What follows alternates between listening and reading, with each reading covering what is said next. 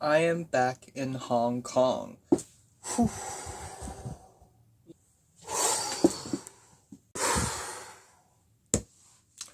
I am back in Hong Kong after a very long trip, 30 days in Europe. Well, anyway, you may notice a couple of things different about me.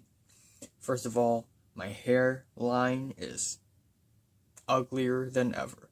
Second of all, my face is also absolutely ugly. But anyway, the reason why I'm making this video is because I have missed out so many things in the course of the past 30 days.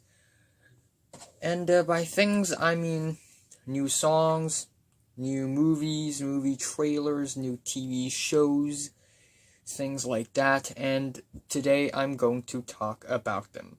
So let's start off with the songs, the new songs that I think were kinda average, kinda meh, not that special. Okay, let's start off with the new 1975 track, Love It If We Made It.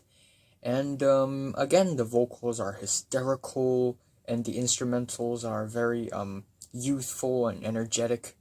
And it's pretty average, I guess. It's normally what you would expect. Alright, next one is a good one, and that is the new Ariana Grande track, God is a Woman. How can you say something so brave yet so controversial? To be honest, despite its bold and controversial song title, the song itself isn't really that bad. Again, Ariana Grande's vocals are pretty good, and the melodies on this track is actually not terrible, but yet it's still a pretty average pop song.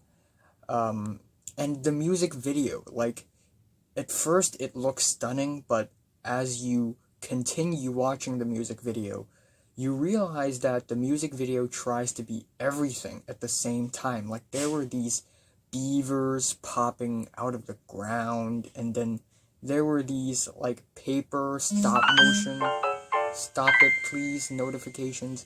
There were these paper stop motion clips, like Take On Me. The music video is just, why? Why are you stuffing everything into one video? Well, anyway, let's continue with the new Brockhampton track, 1999 Wildfire, which is, it's not bad, but, again, without Amir, I feel like a lot of the energy is gone, sorta, and, it's not that fiery or energetic either, but, again, it's a pretty good song. It's okay. And then we have the Chance the Rapper song, 65 and Ingleside. And it's a really chill, and it's a very chill and laid back sort of trap rap R&B fusion. Again, it's not bad. It's pretty interesting sounding, but it's just not as good as the 3 other tracks that Chance had put out. And then we have Denzel Curry with Cloud Cobain, which I'm not too, crazy about, but it's really not bad, not at all. I like Denzel Curry's delivery on this track. I like how his trap rap music right now are way more melodic, and he released a new album that I'm gonna do a review on very soon. The more I look at myself, the uglier I am, for some reason. Anyway, we have the new Gorilla Toss track, Meteorological, and it's just super weird and wacky. Like, the songs off of the last Gorilla Toss album are already really wacky and crazy, and this is even crazier. It's almost spoken word. And I just don't know how should I feel about it.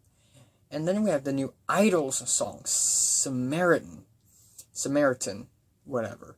And it's another pretty solid song from the band Idols, although the washed out guitars doesn't really fit into Joe Talbot's raw vocals that much, but still I like the energy in this track, I like the lyrics, I like the overall tone.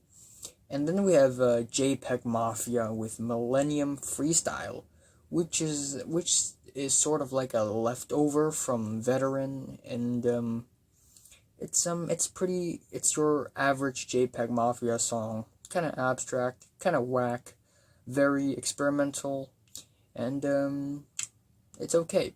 And then we have Lil B with Money in My Spirit Ouu, I don't know, it's OUU.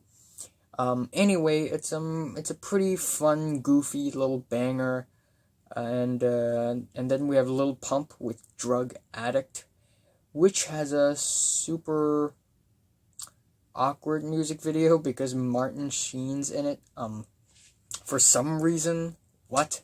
But the song's not terrible, it's just, Lil Pump, come on.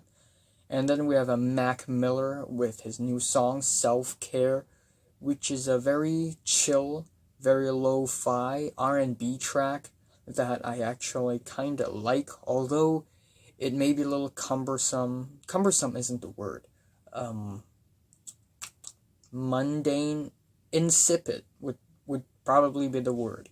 But still, I kind of enjoy the laid-back tone. And then we have the track Poppy, 2 tracks in fact, In a Minute and Metal. She released Metal first, which is I guess again pretty average electronic art pop, and then In a Minute has a little more sassy vibe to it. It has more, I guess, quote to quote rapping to it. Yeah, it's okay, it's decent. And then we have Rico Nasty with Big Dick Energy, which is pretty much a meme song, but yeah, it tries to be a banger, and it kinda bangs, kinda.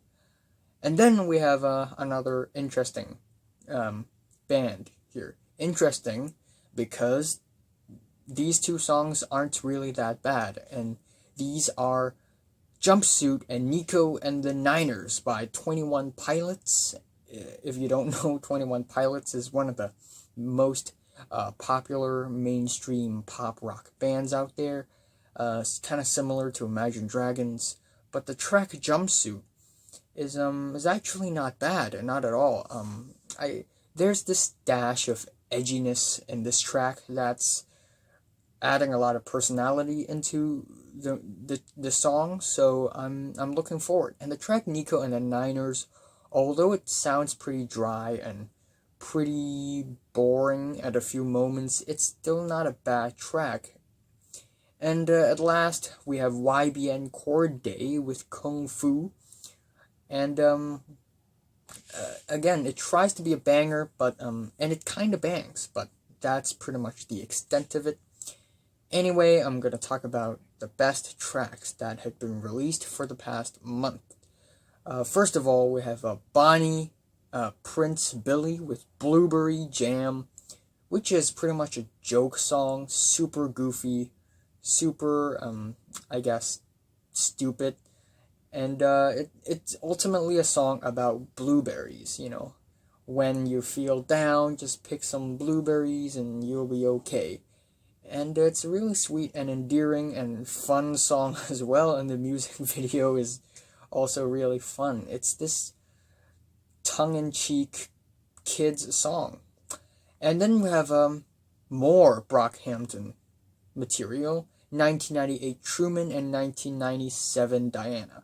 1998 Truman is a banger, and it also has this special sound to it because it's Brockhampton. But the track that really stands out to me is 1997 Diana, which has these woo, wah, these kids cheering in the back, and wow, it hits hard. And then we have a Chance the Rapper with I Might Need Security, fuck you. and Walla, Clam, and Work Out. And my favorite out of all three is Work Out. And all three tracks are pretty good. Not great, not like it's mind-blowing or anything, but they are actually really solid, especially the track Work Out. It's very melodic, very chill, very laid back, and a very nice and smooth fusion of R&B and trap rap. And then we have Daughters with Satan in the Wait. Daughters is back after 8 years, and this track is a very long-winded, 7-minute long, multi-faced, experimental noise rock, post-punk infused track that has a lot of texture to it.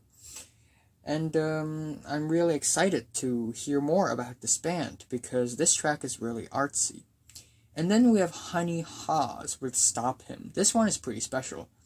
It's I believe they're British, first of all, and second of all, I believe that they are a girl band and not woman band, a girl band, because from what it sounds like and from the music video, they are like just kids, just teen girls, and they are making a song, an anti-Trump song, and it's really sweet, really endearing, and honestly, it's not bad. It's pretty impressive for a band this young, and pretty good.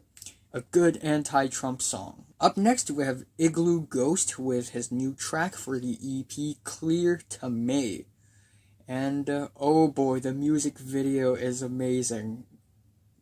I love that music video.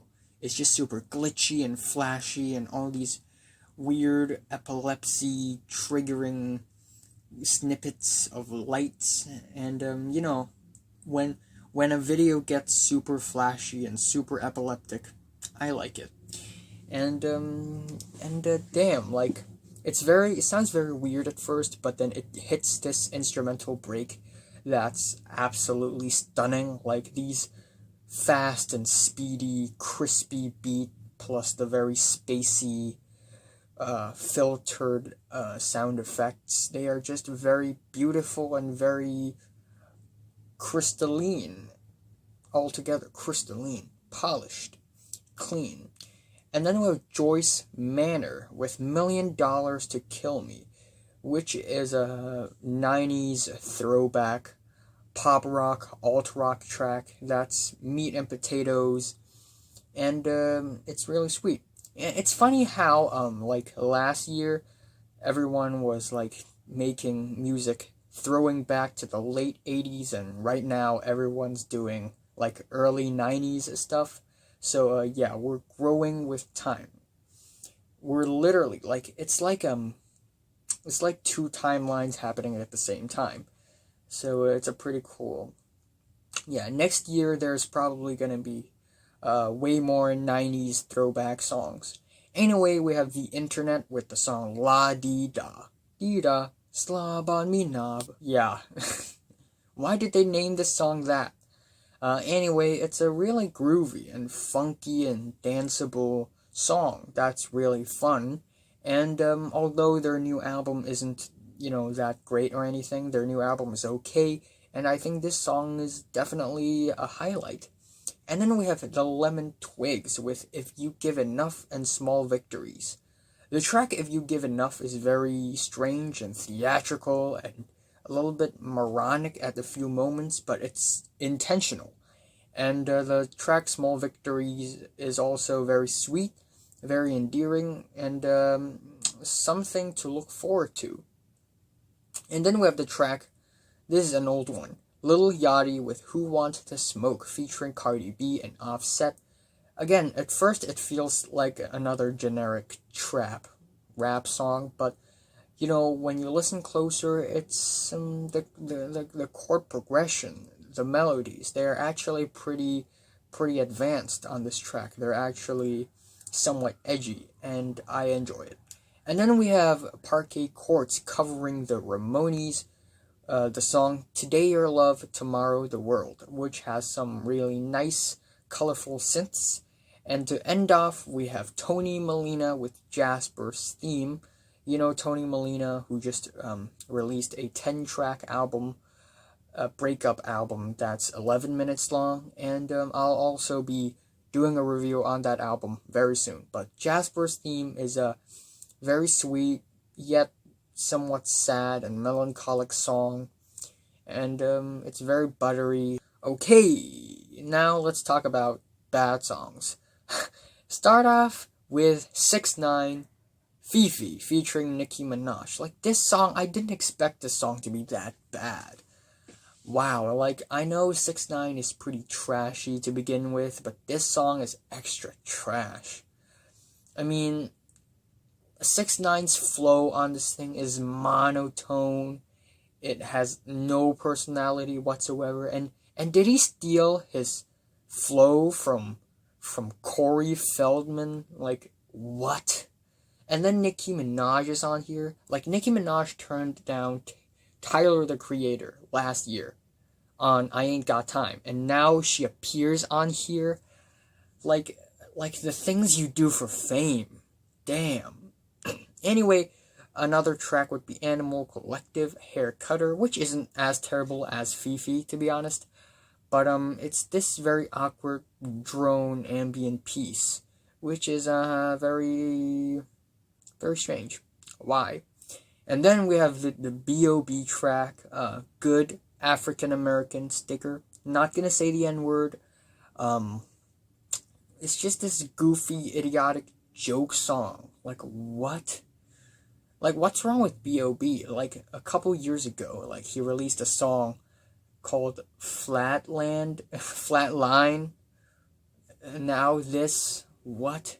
And then we have the Chainsmokers song, Side Effects, featuring Emily Warren, again, of course, Emily Warren, of course. Yeah, it's a trash song, really generic, really washed out, really dumbed down. And then we have Childish Gambino with Feels Like Summer and Summertime Magic. Like, yeah, I respect the man, and I think Donald Glover is very, very talented. But why does he have to release a super politically charged banger and then suddenly release two very washed out, very disappointing and underwhelming summer tracks? It just doesn't feel right.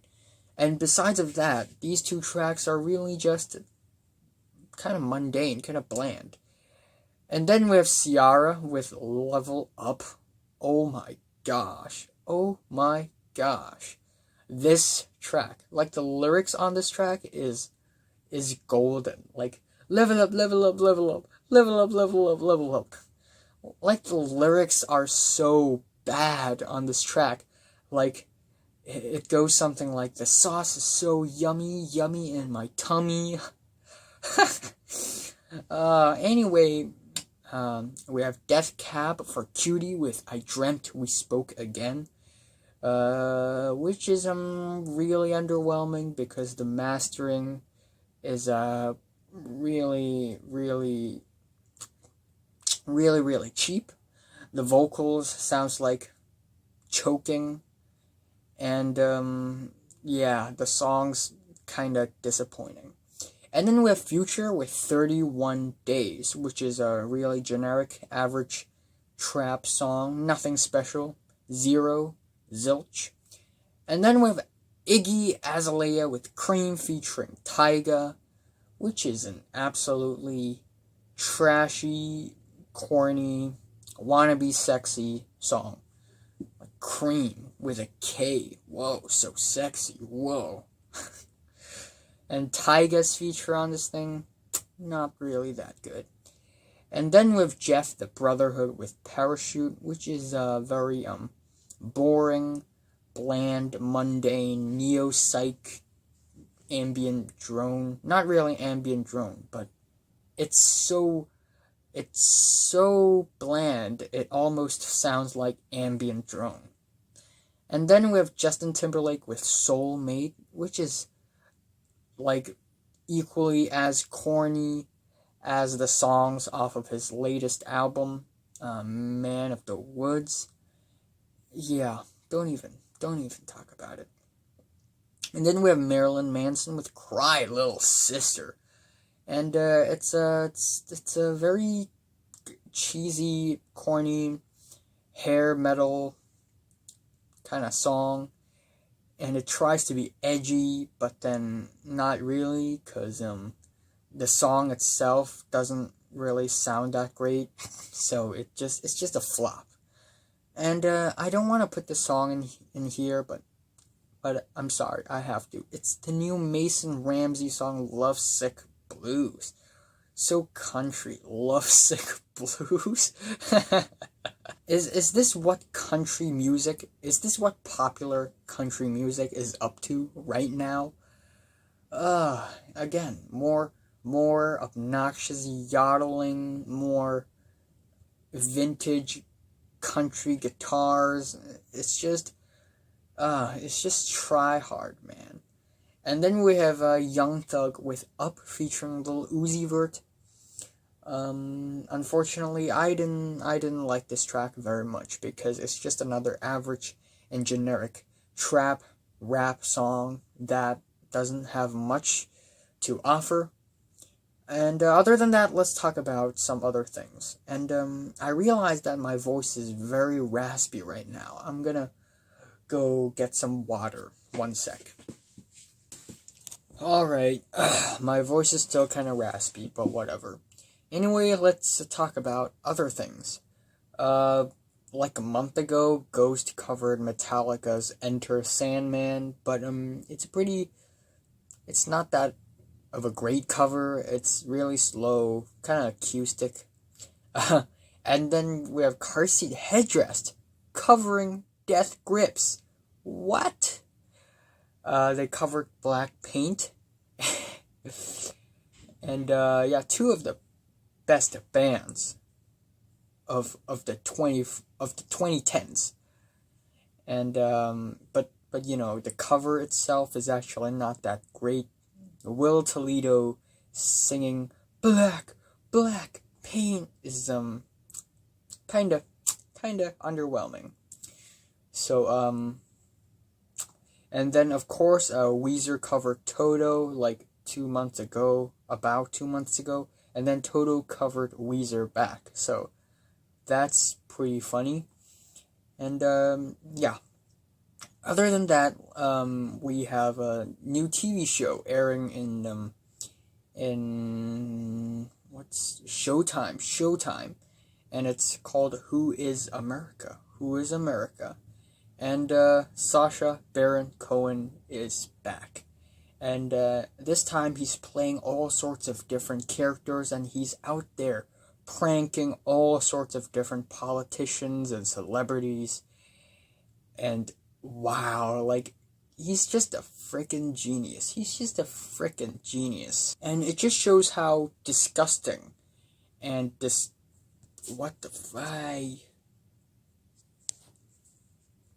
And it just shows how disgusting and corrupted the American politics and social media can be.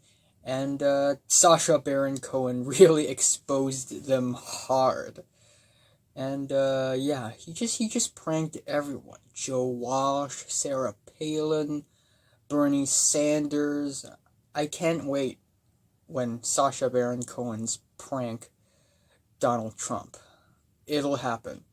And then we have again, like about a month ago or 2 months ago, James Gunn, director of Guardians of the Galaxy Volume 1 and 2, are fired by Disney because of his homophobic and pedophilic tweets about 10 years ago, I believe. And I mean, yes, these tweets, these jokes, they are really bad, they are offensive, and I don't like them either. But, like, man's moved on, you know. But, you know, opinions. And apparently the cast of Guardians of the Galaxy, including Chris Pratt, Zoe Saldana, Dave Bautista, especially him, Vince Diesel, Bradley Cooper, Michael Rooker, and all sorts of people in the cast. Karen Gillan, they kind of wrote a letter, an announcement, and they kind of signed it, and they are defending James Gunn. Anyway, on the bright side, we have the trailer for the new M. Night Shyamalan movie Glass, which I've been anticipating for a very, very long time. And it is basically the third part to the trilogy, the Unbreakable, Split, Glass trilogy. And, Split is a really good movie. M. Night Shyamalan is back on the horse. And on Glass, Samuel L. Jackson, Bruce Willis, James McAvoy, and Anya Taylor-Joy is together, and it's super exciting. And then, what's even more exciting? Quentin Tarantino will be directing a new movie called Once Upon a Time in Hollywood, which is apparently a Charles Manson biopic, and it stars Leonardo DiCaprio and Brad Pitt, and also Margot Robbie, apparently. So, really looking forward to that as well.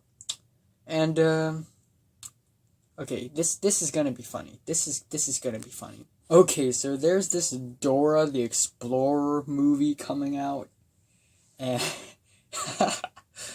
and, and people are saying that Michael Bay is producing this movie, so we're expecting a lot of explosions and dramatic slow motion scenes, but apparently, he's not involved. But, it stars Isabella Moner as Dora the Explorer, which is actually this person, and, she's 17, so, what will you expect in the movie? Yeah, it's probably gonna end up in one of the worst of the year, I'm telling you, man. I just have this very bad feeling about it. And, anyway, let's talk about, YouTube. Yep, YouTube. First of all, it's a huge news, and it is basically the Fouseytube Meltdown. And, okay, let's put this down. Fouseytube. If you don't know who he is, he's a YouTuber. And, I guess, for a very long time, he had been a huge fan of Drake. So huge that he literally, of course, I don't know for sure, but apparently he went outside. He was outside of Drake's house, literally. And he was waiting for Drake to come out or something, and that's really creepy. And he made himself look like Drake so that people would call him Champagne Poppy, and it's just this obsession with Drake for some reason. And then he suddenly came up with the idea of FouseyCon, as if the idea of TanaCon isn't bad enough. Like, Tanamongo prepared TanaCon in 30 days, and it completely flopped. And Fouseytube decided to make a FouseyCon in 7 days only. And of course, it flopped, and Keemstar was there, a lot of people was there, but Drake isn't one of them. And then Fouseytube kind of had this meltdown in front of the crowd of people at FouseyCon, and he just went totally nuts. Yes, it's very stupid. Like, this is very, very stupid, and and very dumb. But at the same time, I'm actually kind of concerned for Fouseytube, because news have come that apparently he has bipolar disorder, which means sometimes depressed, sometimes maniac, and apparently he is in sort of a maniac period. So, when you're in a maniac period, like when you're experiencing mania, you're super impulsive. You do things whatever you want without thinking, apparently. I don't know for sure, but apparently he has bipolar disorder. So apparently, maybe that this whole Fousey con and this whole Drake thing, it's all part of his mania. And that also implies that after all of this, he's gonna be depressed. So just hoping that he's okay. Anyway, the next thing I'm gonna talk about is the Logan Paul versus KSI press conference in the UK this time.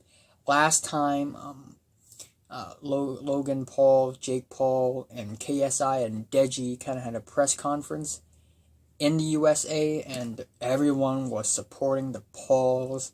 And then now they're doing it in UK, and everyone's booing at the Pauls. They're throwing paint cans. It's insane. Why? YouTube, why?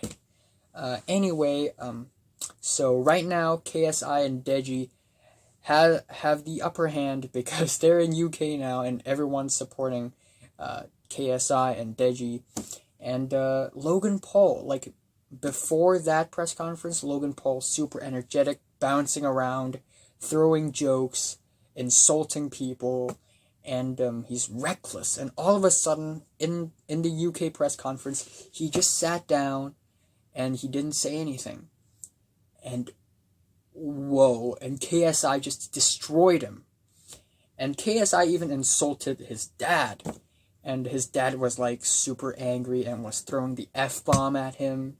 What a terrible father. First of all, what a terrible father. Greg Paul. And second of all, Logan Paul is taking a huge L.